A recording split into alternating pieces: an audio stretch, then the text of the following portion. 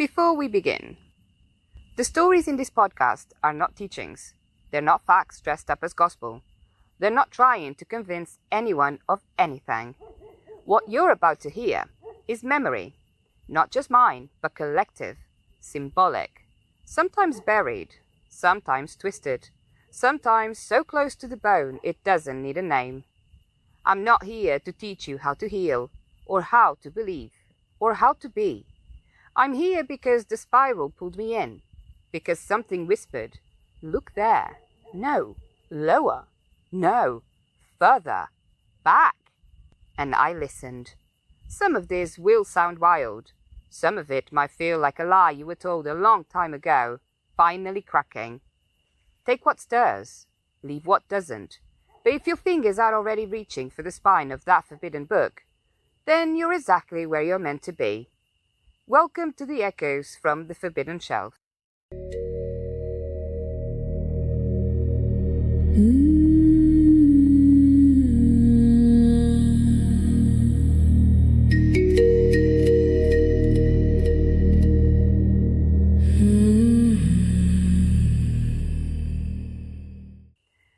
I once said I hadn't looked into shadow work yet. Don't know if you remember that. And that was true, and not true at all. Because by the time I found the word, I'd already lived the work. I already stood in the dark with parts of myself I was taught to run from, felt the ache of something old and exiled start to speak, felt the tremble and the quiet that follows when you stop pretending you're okay. I didn't learn it from a book. I didn't get it from a therapist or a course or a carefully laminated workbook called Know Your Triggers. No, I was already doing it, breathing through it, bleeding through it, and loving through it. And that's when I realized shadow work doesn't begin when you understand it. It begins when you stop running. Let me tell you about a man, not a prophet, not a priest, not a perfect sage, just a man who decided to look inward when the world told him to keep things professional. His name was Carl Jung, Swiss, a psychiatrist by training, a mystic by instinct. He was born in 1875 into a world split between religion and reason. His father was a pastor who preached about God, but didn't seem to believe what he said. Carl Jung's father, Paul Achilles Jung, was a Swiss Reformed Church pastor. Outwardly, he did all the things a clergyman was supposed to do. Preached sermons, administered sacraments, attended to parishioners. But privately, he was, spiritually exhausted. He had lost faith in much of what he preached. He struggled with doubts about God, the afterlife, and the literal truth of Christian doctrine. Yet, he kept wearing the collar, partly because it was his livelihood, partly because of family expectations. His father-in-law was also a respected pastor. Young Carl picked up on this double life. He described his father as kind but weak, and said he could feel the emptiness behind his sermons. At home, Paul Jung was often melancholic, physically ill and withdrawn. He suffered from stomach troubles and depression, what Carl later interpreted as psychosomatic symptoms of spiritual delusionment. One of the most pivotal moments came when Jung, as a teenager, pressed his father about the truth of Christian teaching. One day, Carl asked the question out loud, "Do you really believe in God?" And his father's answer wasn't a sermon. It wasn't even a clear yes or no.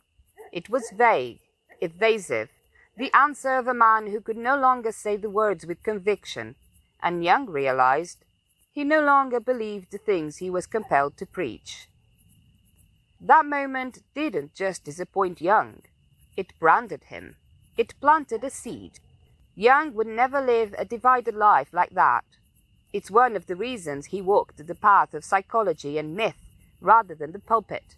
He wanted a truth he could actually stand behind. Something in him whispered, "There's more."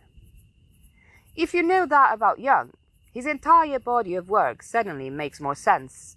The man who spent his life exploring the unconscious wasn't just curious. He was repairing an inheritance. Now his mother, she was another story entirely. Emily Pricework Young was nothing like his father. Where Paul Young was rational, tired, and spiritually flat, Emily was unpredictable, moody, and steeped in old folk beliefs. She came from a Swiss family with deep roots in Basel, a place where Protestant Christianity existed right alongside rural superstition and pre-Christian costumes. Emily was known for her sharp temper and frequent mood swings. Modern psychologists would probably call it depression or bipolar tendencies, but to young Carl, she was something far more mysterious. She was two people. By day, she was the dutiful pastor's wife. By night, and especially when his father was away, she would tell strange stories, speak of spirits, and sometimes slip into what Jung later described as an altered personality. She claimed to have visions. She believed in omens. She could be warm and loving one moment, then distant and eerie the next.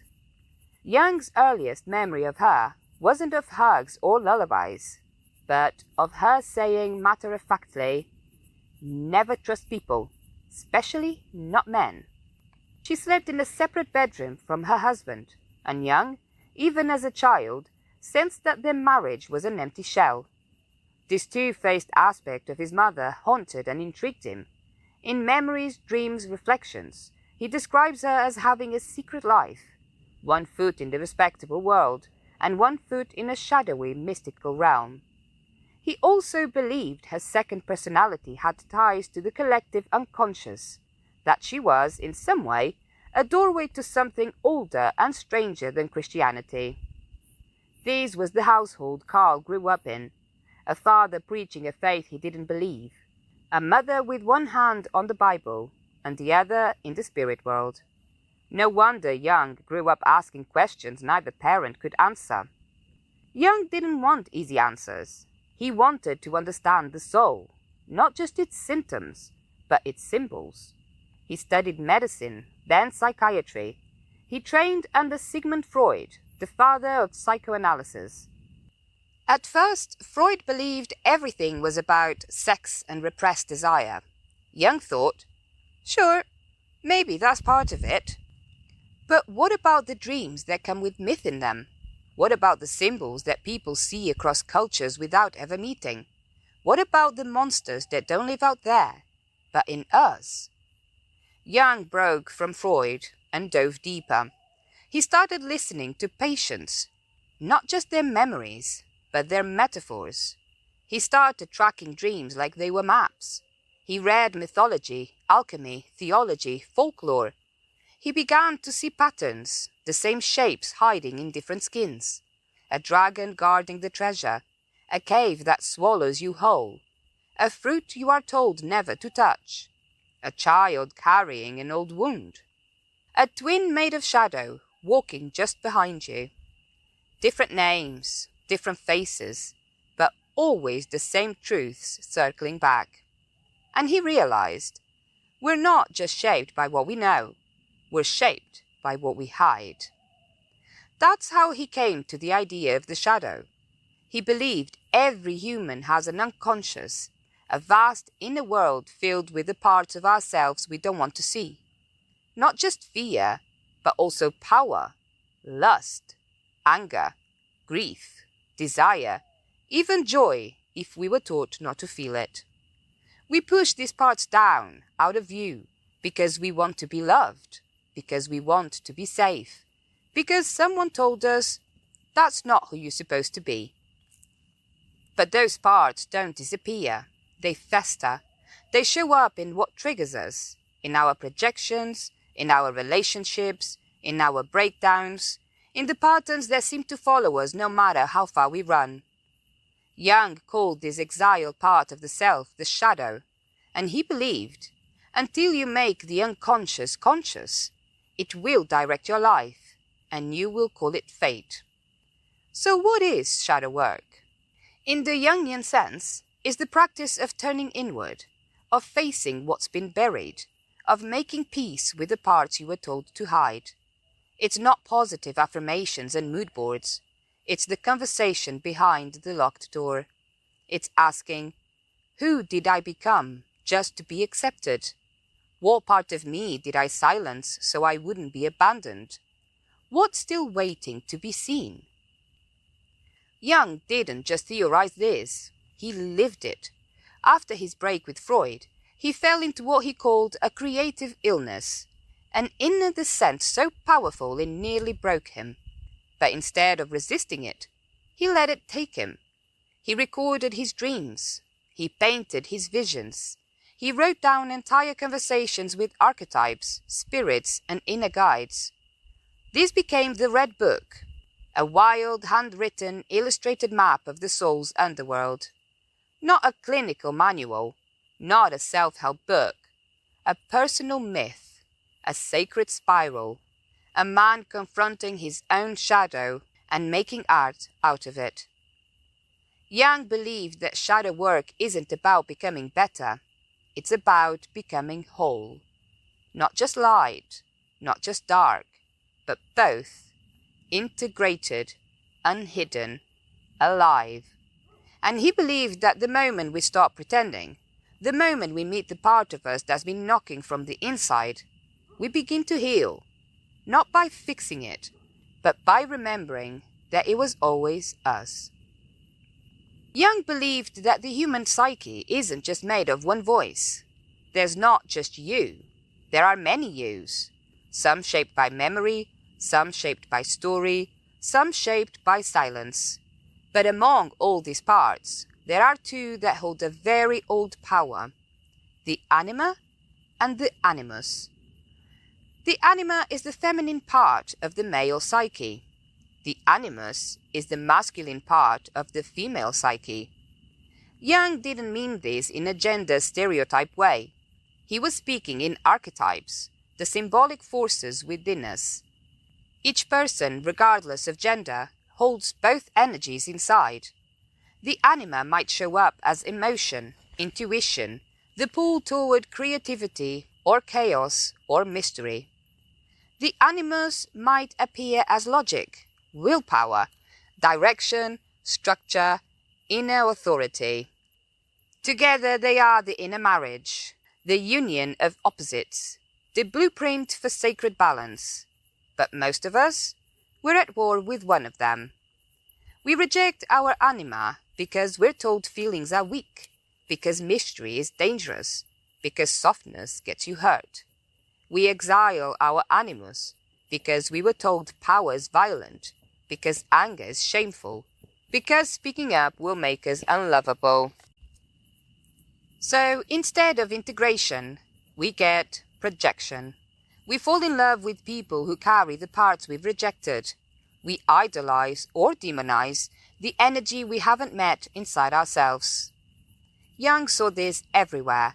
He saw men who couldn't feel, chasing women who felt for them. He saw women who had no voice, attracted to men who held all the fire. And until those energies are balanced within, we keep looking for them out there.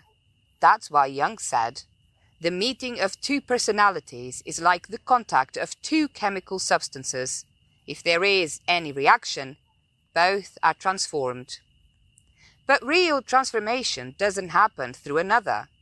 It happens when the inner other is brought home. When a woman meets her animus, not as a threat, but as an ally. When a man meets his anima, not as a weakness, but as a well. And when those two parts stop fighting and start dancing, that's where the soul begins to remember itself. This is what Jung called individuation, not perfection, not healing every wound, not becoming holy or light-filled or spiritually filtered, just becoming you, the real you, the full you, the version that doesn't need to split anymore.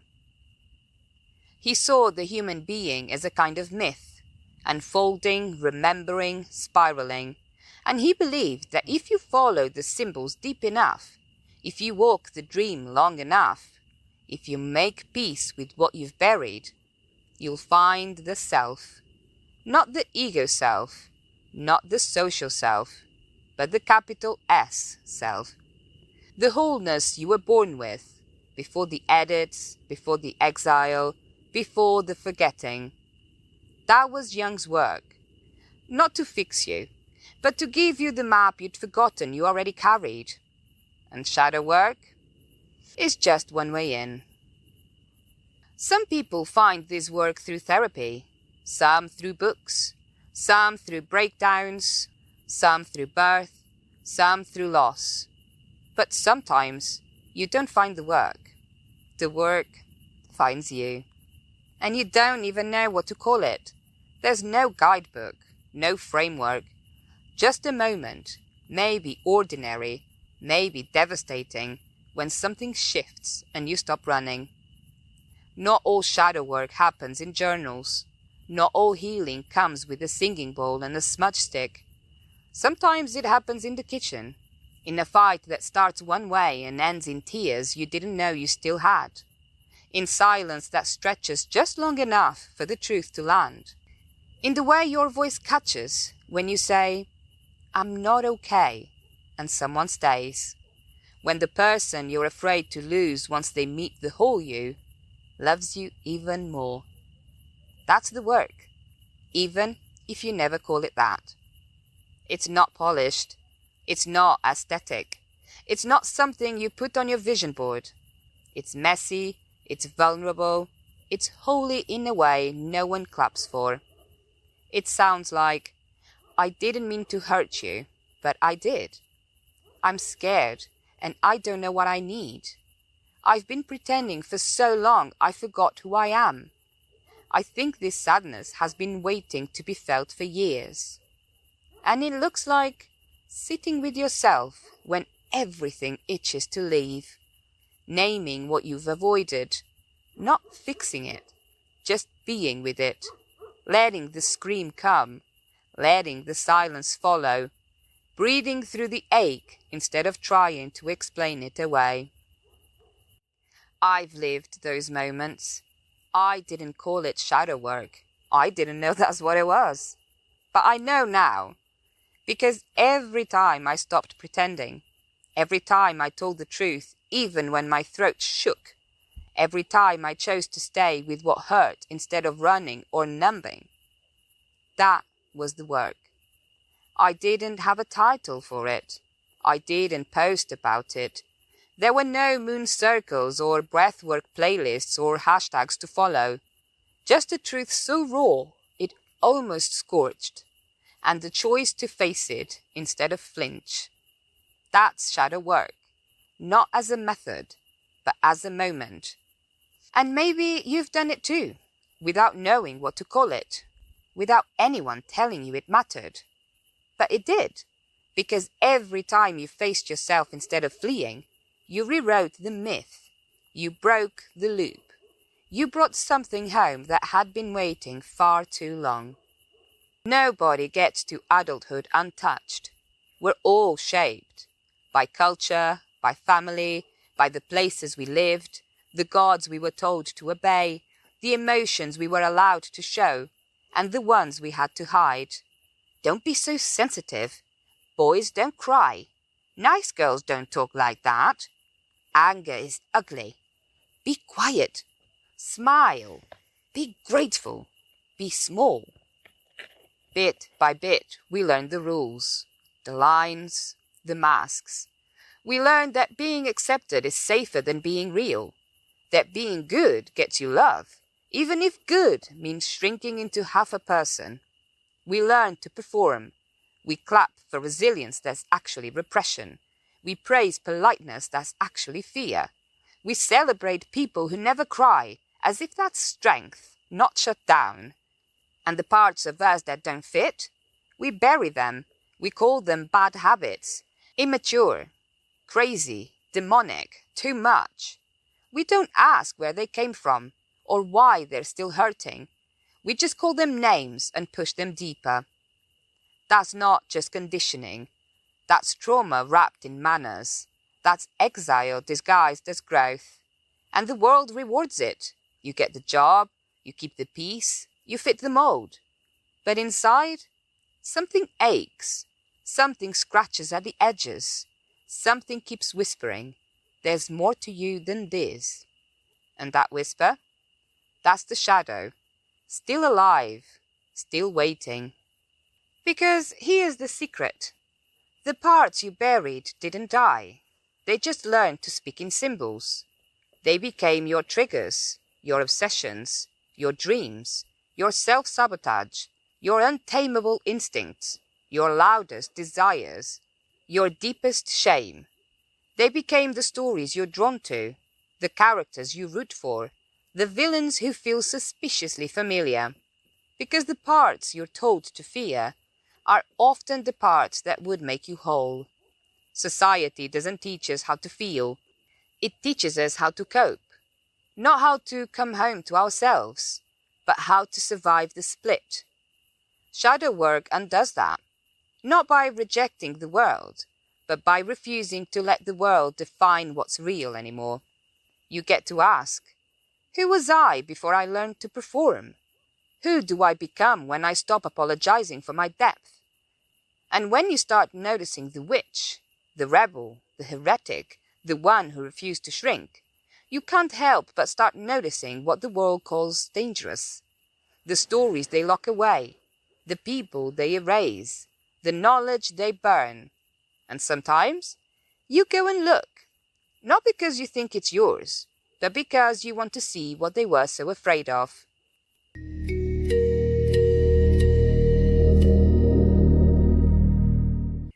I've always been drawn to the things you're not supposed to look at. Not just witchcraft or the occult, but anything that lives in the shadows. Psychopaths, murderers, conspiracies, ghost stories, possession, religious extremism, the old gods, the banned books, the questions that gets you kicked out of church. Not because I wanted to join any of it, not because I wanted to believe it, but because I wanted to see for myself. I grew up being told that Wiccans were dangerous, evil, servants of Satan, that they did strange rituals at night, and that nothing good could come from even reading about them. So, of course I looked, because the more someone tells me not to look at something, the more I want to know why. Let's start with a man named Gerald Gardner, a British civil servant, a folklorist, a collector of stories, artifacts and oddities, the kind of man who would recite an old charm in one breath and file a colonial tax document in the next. He wasn't the kind of person you'd imagine leading a magical revival, not a barefoot mystic, not a drifter on the fringe. He was, in many ways, a man of the empire, but with an eye for whatever was strange enough to keep him up at night. The year was 1939. Europe was on the brink of war. Britain's countryside still carried the scent of old folklore, but the rural magic, the whispered charms, the seasonal rites were fading fast. Gardner became convinced that something ancient was still moving in the shadows. And here's where we bring in Margaret Murray. Margaret Alice Murray was born in 1863 in Calcutta, a child of British colonial India. Educated in England, she trained under the famous Egyptologist Flinders Petrie, literally digging up mummies and temples in the sands. She had a sharp mind and a sharper pen, and when she turned that mind toward Europe's history, she didn't see a world divided neatly into Christians and pagans. In 1921, she published The Witch Cult in Western Europe. In it, she argued that the witch trials of the Middle Ages hadn't been about devil worshippers at all, but about the suppression of an underground pagan religion. According to Murray, this faith had survived for centuries in secret, worshipping a horned god and a mother goddess, passing down fertility rites, meeting at night in sacred circles. The church had called them witches. Murray called them the last priests of the old religion. To modern historians, Murray's theory is shaky at best. Her evidence was stretched, her interpretations romanticized. But to people in the 1920s and 30s, it was electric. It meant that witchcraft wasn't just folklore. It was survival. it was resistance, it was heritage. And for Gerald Gardner, it was a doorway. Gardner later claimed that in 1939 he was initiated into a real living coven near England's New Forest. According to him, these witches were direct descendants of the old religion Murray had written about, guardians of a pre-Christian earth-based faith. It was whispered, hidden, passed in fragments, too fragile for books, too sacred for outsiders. Some historians believed the coven was genuine, a small group keeping old folk costumes alive. Others suspect they were inspired by Murray's book and simply acted as though they were the last of an ancient line. Either way, Gardner didn't just join, he wrote it down, shaped it, named it, and from that, modern Wicca was born. But Wicca wasn't a perfect time capsule of the ancient world. It was a reconstruction. Gardner built it from folklore, ceremonial magic, Freemasonry, Eastern philosophy, a dash of Rosicrucian symbolism, and his own fertile imagination. Now here's the twist most people miss.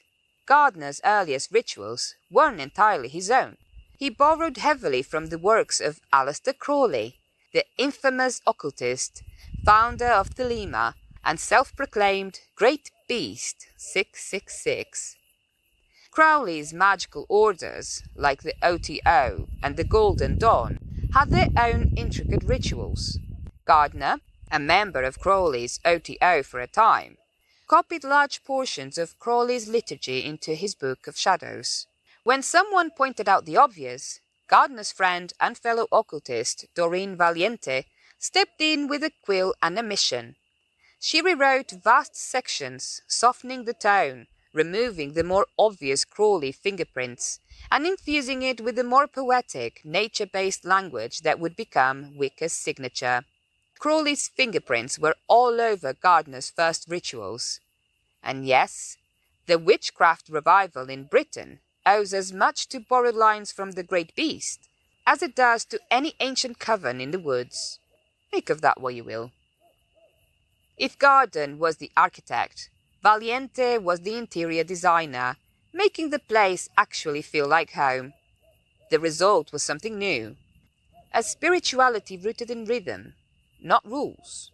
A goddess and a god, equal, symbolic, alive.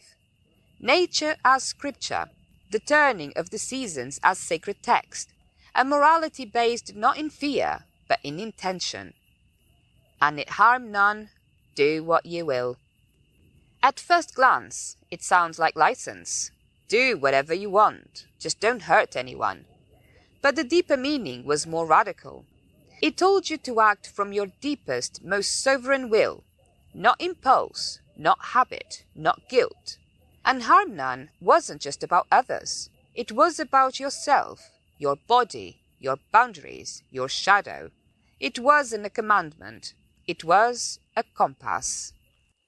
For those crushed under patriarchal dogma, this was oxygen, a path where the body was sacred, where sexuality wasn't shameful, where the crown was as holy as the Virgin. It wasn't rebellion, it was restoration, even if the bricks were borrowed. There were rituals, yes, nudity sometimes, dancing in circles, candles and knives and the 4 elements. But for its followers, it wasn't theatre, it was remembering. Remembering that spirit doesn't need a pulpit, it needs a place to move. Wicca's imagery drew on ancient archetypes.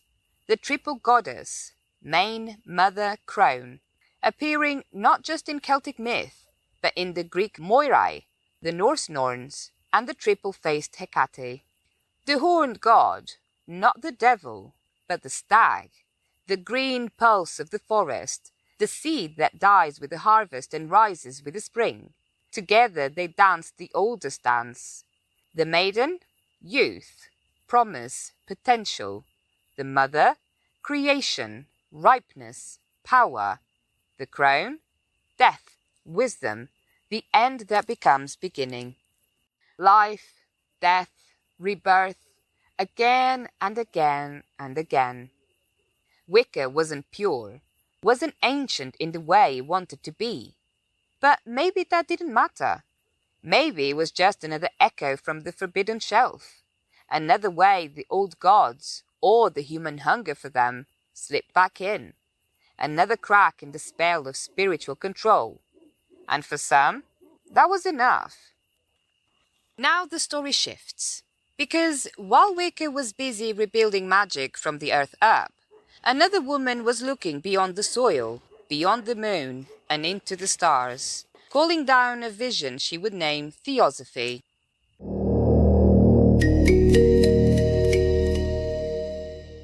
To be fair, I don't even remember how I got there. One minute I was searching for something else, maybe a word, maybe a thread, and then I found it. Theosophy.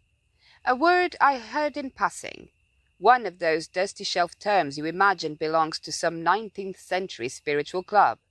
Velvet drapes, brass candlesticks, people in robes debating the afterlife over too strong tea.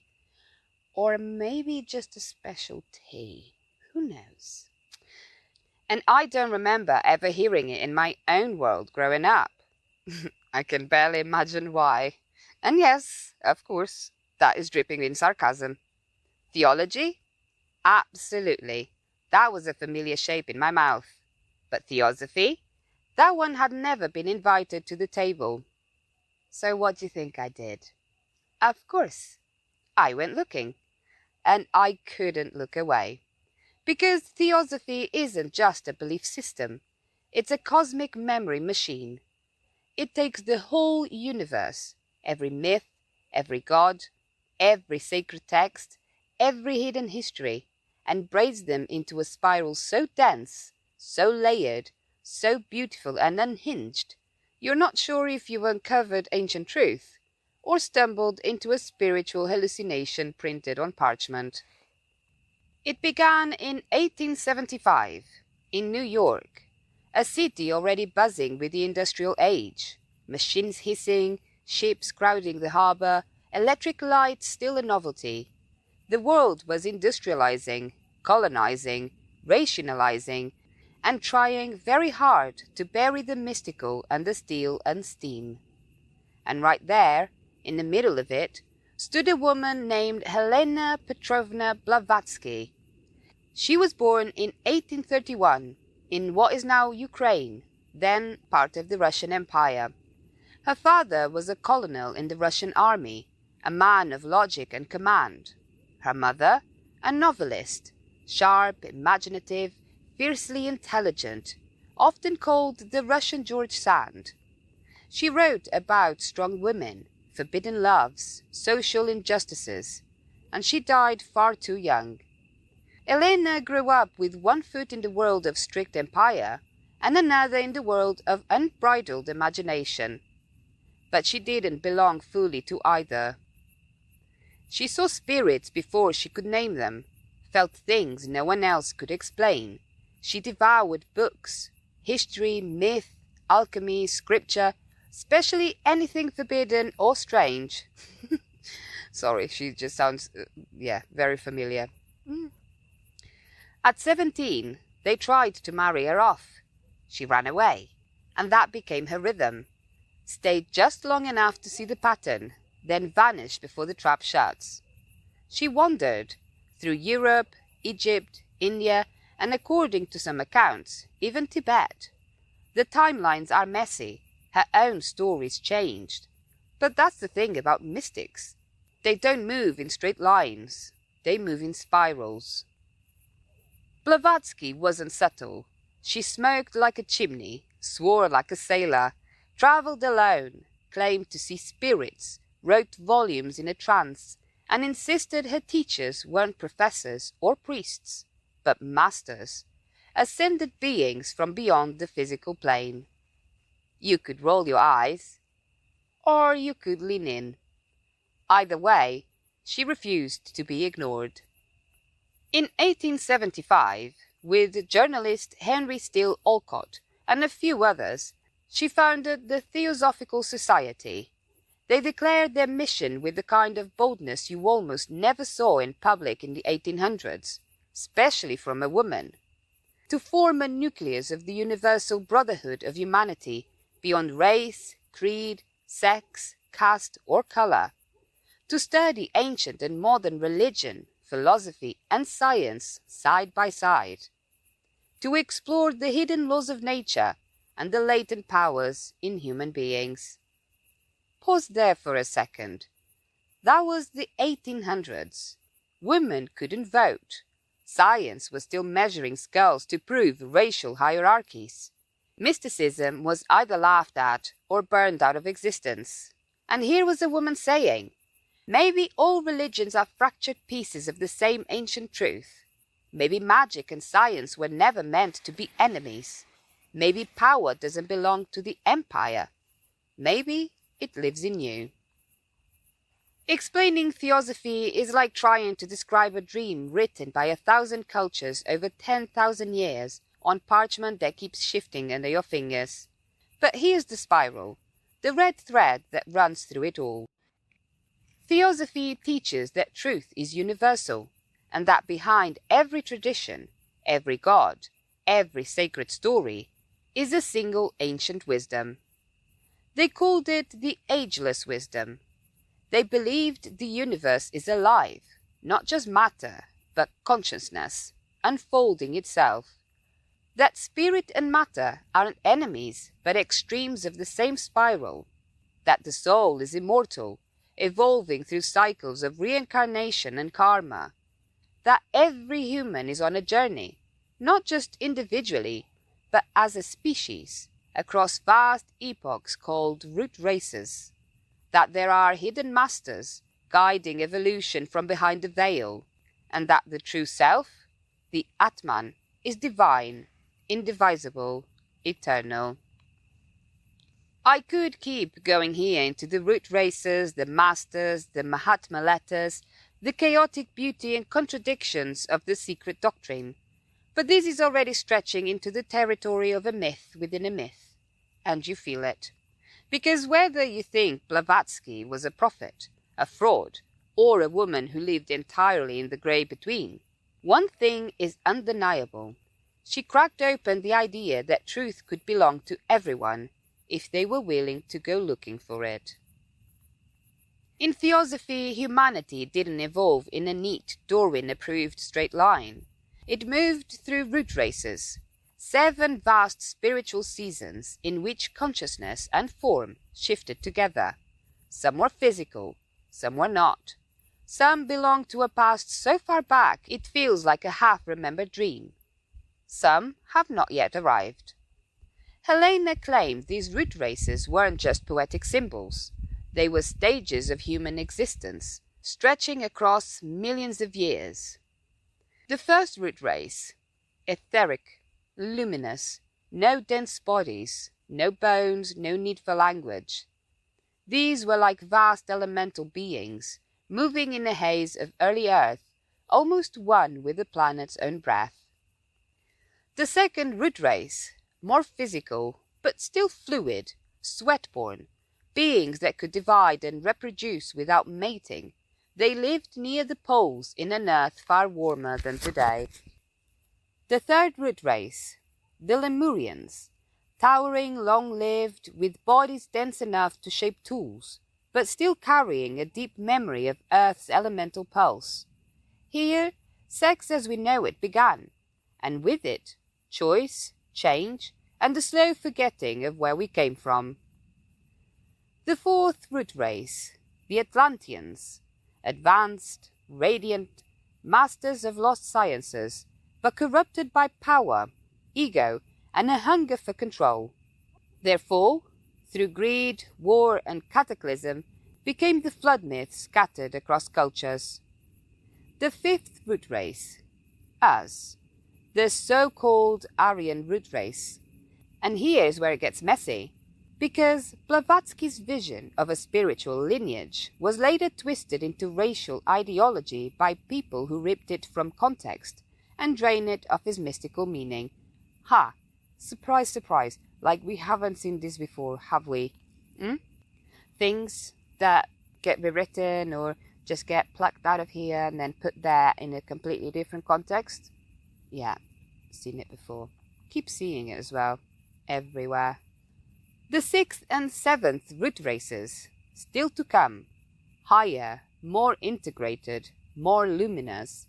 If Theosophy is right, they will rise when we are ready, not before. Now, was this memory? Myth? A metaphor for spiritual evolution? Maybe all three, but it reframed the question. We are not the pinnacle, we are a season, one turn of a spiral far older and far stranger than our history books will admit. In Theosophy there are masters, beings who have moved so far along the path of evolution that they no longer need to reincarnate like the rest of us. Not angels, not gods, not the spirits of the dead, but living adepts, guardians of the ageless wisdom, watching from behind the veil. Blavatsky claimed to have met two in Tibet, Master Moria, fierce, disciplined, with eyes like mountain storms, and Master Kuthumi, serene, scholarly, a keeper of gentle wisdom. They sent her letters, sometimes materializing physically, sometimes arriving as if dropped into her mind fully formed. These became the Mahatma letters, a treasure to some, a forgery to others. But to Blavatsky, they were proof that the great teachers of humanity had not vanished, only withdrawn until the right years were ready. And here's the thing, the masters weren't there to save us. They weren't here to fix what we had broken. They were here to guide the few who would do the work, to pass the thread on quietly so the story wouldn't vanish entirely. Blavatsky poured her visions, trance writings, and the words of the masters into a tome so huge and so ambitious it almost shouldn't exist. The Secret Doctrine, thousands of pages, cosmic diagrams, Atlantis and Lemuria, biblical reinterpretations, Buddhist cosmology, planetary cycles, hidden laws of nature, the evolution of souls, the birth and death of worlds. It wasn't just a book, it was a vault, an attempt to remember everything before the thread snapped. And it was messy, contradictory, colonial in places, radically inclusive in others. It could open your third eye, or leave you cross-eyed from sheer exhaustion. But Theosophy dared something few movements have since. It refused to believe that truth belonged to any one culture, one scripture, one bloodline. It said, if it's sacred, it belongs to all of us, and all of us have forgotten more than we remember. Some say she was a fraud, a plagiarist with good marketing, a delusional mystic drunk on her own myth. Others say she was a prophet, a bridge, a rare mind willing to carry a library in her head and a universe in her mouth. But maybe that's not the question. Maybe the question is, why do ideas like this survive? Because they speak to something ancient, because they dare to map the soul as a spiral, not a prison, because they whisper, everything is connected, even the parts you were told to forget. And that is what this entire podcast is built on. The bloodline isn't just DNA. It's memory. It's myth. It's the echo of something you were never taught, but always felt. Blavatsky didn't give me answers. She gave me rabbit holes, the kind that stare back. This part of the story doesn't begin with a temple, or a vision, or a text. It begins on a beach in India in 1909. A British man called Charles Leadbeater, as you say it, a high-ranking member of the Theosophical Society, was walking near the Theosophical compound in Adyar when he saw a boy. Slender, barefoot, 12 years old, lost in his own world. Leadbeater stopped in his tracks. He said the boy's aura, His energetic field was unlike anything he'd ever seen. Clear, radiant, untouched. He believed this boy was the one they had been waiting for, the world teacher, the vehicle for the next great revelation. His name was Jiddu Krishnamurti, born May 11, 1895, in Madanapal, a small town in British-controlled India. He came from a Telugu-speaking Brahmin family, educated but not wealthy. His mother died when he was young. His father, Jiddu Narayana, was a former colonial official who joined the Theosophical Society. Krishnamurti was a dreamy child, sensitive, withdrawn, prone to illness, often described as vague or vacant, not unintelligent, just elsewhere. His early life was marked by grief, poverty, and disconnection, but everything changed after that encounter on the beach. After seeing his aura, Charles Leadbeater believed that Jiddu Krishnamurti was no ordinary boy. He was the chosen one, the vehicle for the world teacher, a cosmic being meant to bring truth to humanity in a new age. But they didn't just revere him. They took him. Leadbeater and Annie Besant, now president of the Theosophical Society, decided that Jiddu and his younger brother Nitya needed to be removed from their father's care for their spiritual development. So they did exactly that. Their father, Jiddu Narayana, was no fool. He was a former official in the British colonial government, educated, Brahmin, a member of the Theosophical Society himself. At first, he trusted them.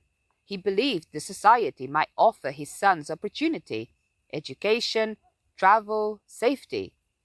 But then he saw what was happening. The rituals, the prophecy, the ownership. And in 1912, he fought back.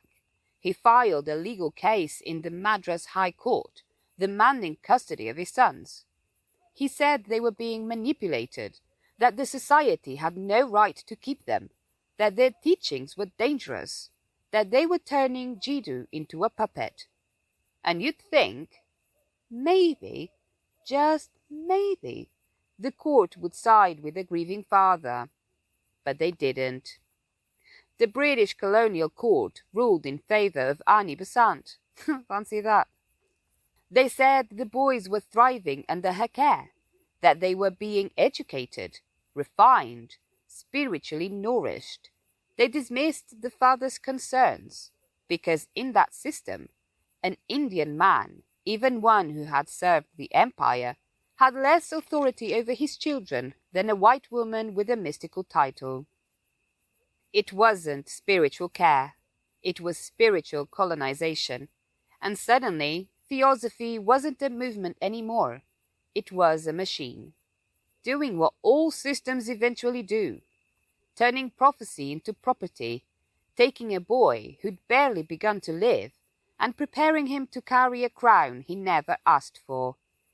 They took Jiddu and Nitya to Europe, groomed them for destiny, told them they were special, raised them like spiritual royalty.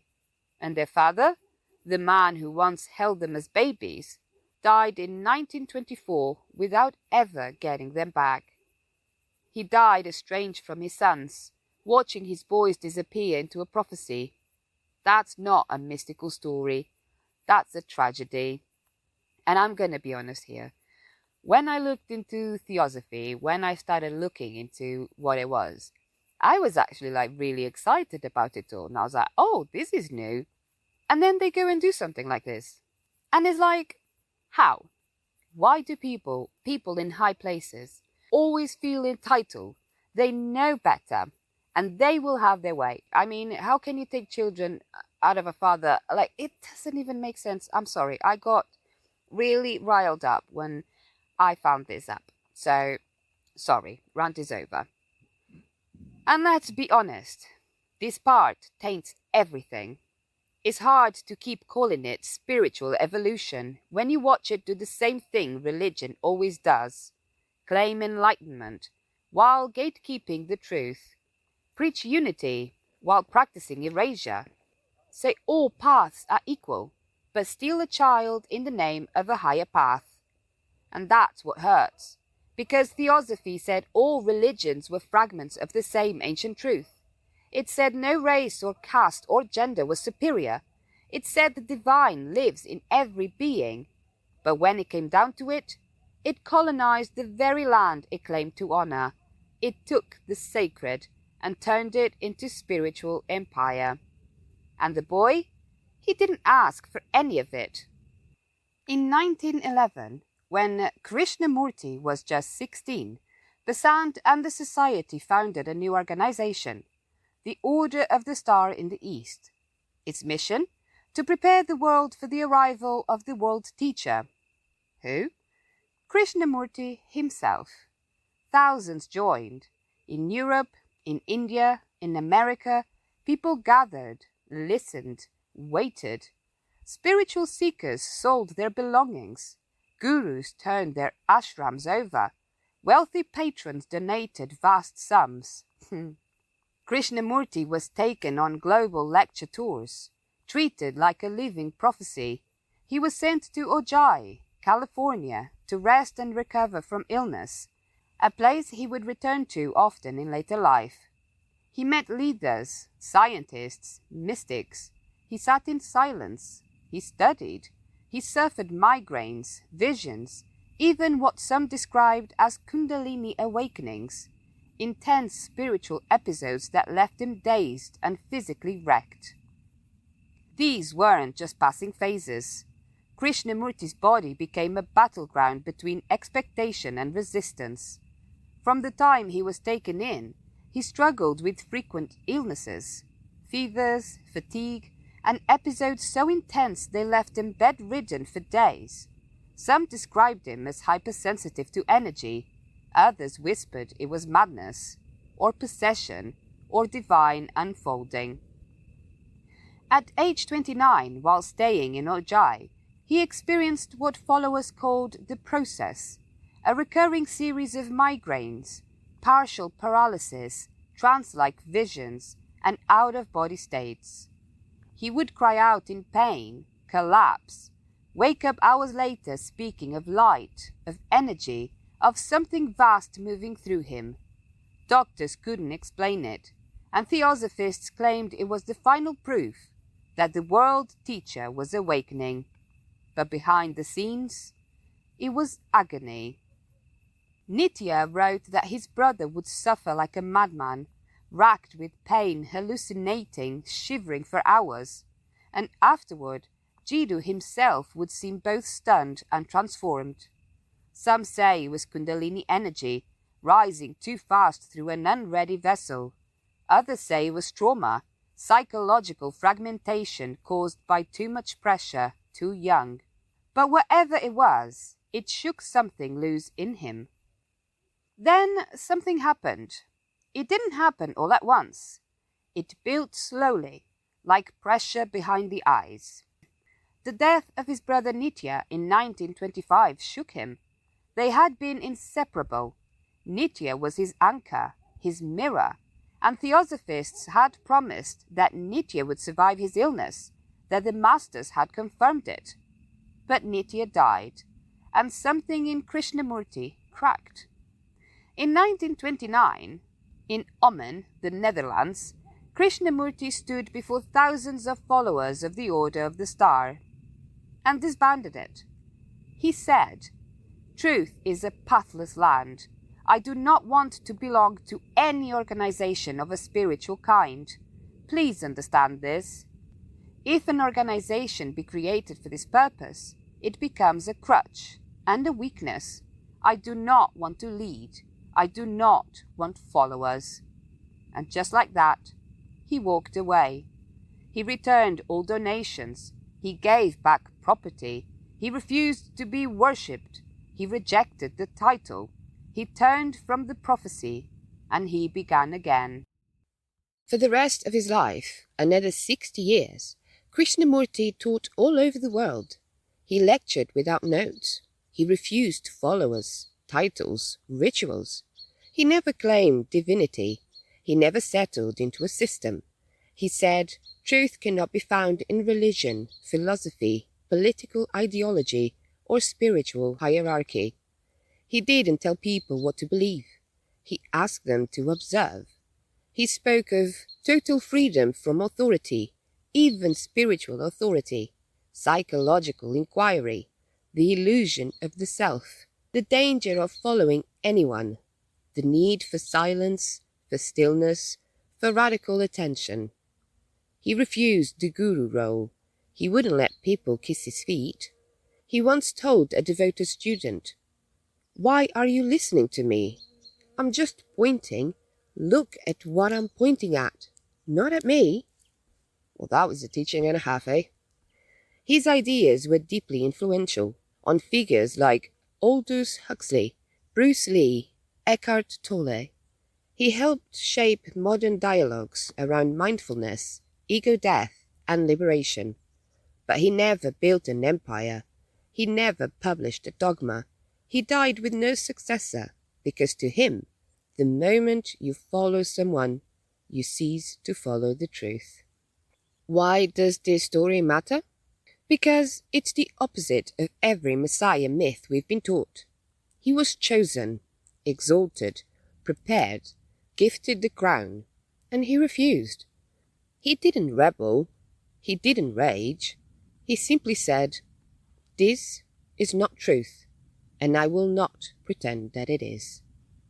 This matters, because in a world built on divine bloodlines, chosen ones, and sacred hierarchies, Krishnamurti said, "No, truth does not belong to anyone.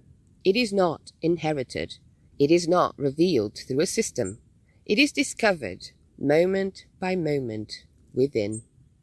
He walked away from the power they tried to hand him, and in doing so, he showed what power actually is.